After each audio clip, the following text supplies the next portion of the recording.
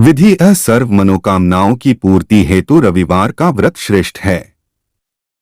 इस व्रत की विधि इस प्रकार है। प्रातःकाल स्नान आदि से निवृत्त हो स्वच्छ वस्त्र धारण करें।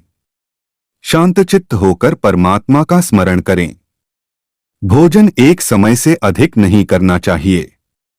भोजन तथा फलाहार सूर्य के प्रकाश रहते ही कर लेना उचित है। यदि निराहार रहने पर सूर्य छिप जाए तो दूसरे दिन सूर्य उदय हो जाने पर अर्घ्य देने के बाद ही भोजन करें। व्रत के अंत में व्रत कथा सुननी चाहिए। व्रत के दिन नमकीन तेलयुक्त भोजन कदापि ग्रहण न करें। इस व्रत के करने से मान सम्मान बढ़ता है तथा शत्रुओं का क्षय होता है। आंख की पीड़ा के अतिरिक्त अन्य सब पीड़ाएं दूर होती है। कथा एक बुढ़िया थी। उसका नियम था प्रति रविवार को सवेरे ही स्नान आदि कर घर को गोबर से लीपकर फिर भोजन तय कर भगवान को भोग लगाकर स्वयं भोजन करती थी। ऐसा व्रत करने से उसका घर अनेक प्रकार के धन धान्य से पूर्ण था।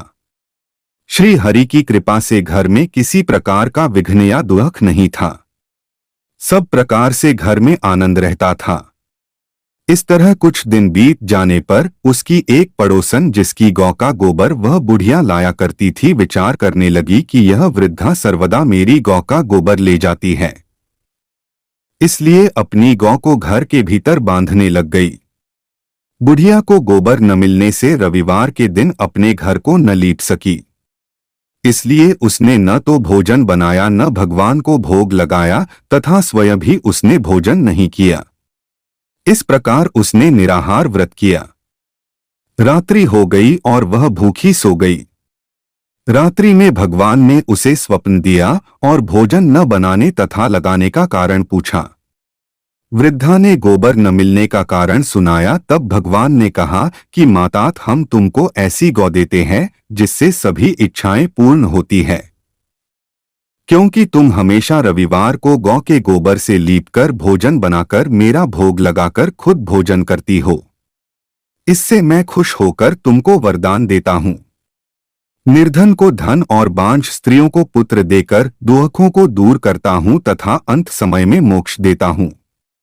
स्वप्न में ऐसा वरदान देकर भगवान तो अंतर्धान हो गए और वृद्धा की आंख खुली तो वह देखती है कि आंगन में एक अति सुंदर गौ और बछड़ा बंधे हुए हैं।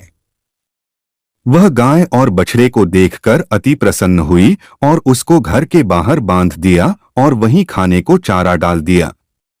जब उसकी पड़ोसन बुढ़िया ने घर के बाहर एक अति सुंदर गौ और बछड़े को देखा तो द्वेष के कारण उसका हृदय जल उठा और उसने देखा कि गाय ने सोने का गोबर किया है तो वह उस गाय का गोबर ले गई और अपनी गाय का गोबर उसकी जगह रख गई।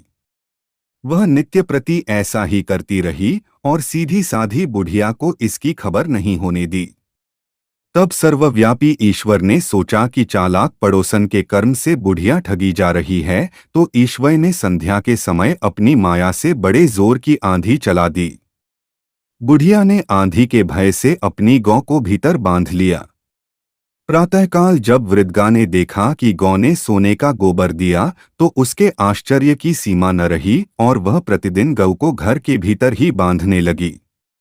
उधर पड़ोसन ने देखा कि बुढ़िया गऊ को घर के भीतर बांधने लगी है और उसका सोने का गोबर उठाने का दैव नहीं चलता तो वह ईर्ष्या और डाह से जल उठी और कुछ उपाय न देख पड़ोसन ने उस देश के राजा की सभा में जाकर कहा, महाराज, मेरे पड़ोस में एक वृद्धा के पास ऐसा गऊ है जो आप जैसे राजाओं के ही योग्य है।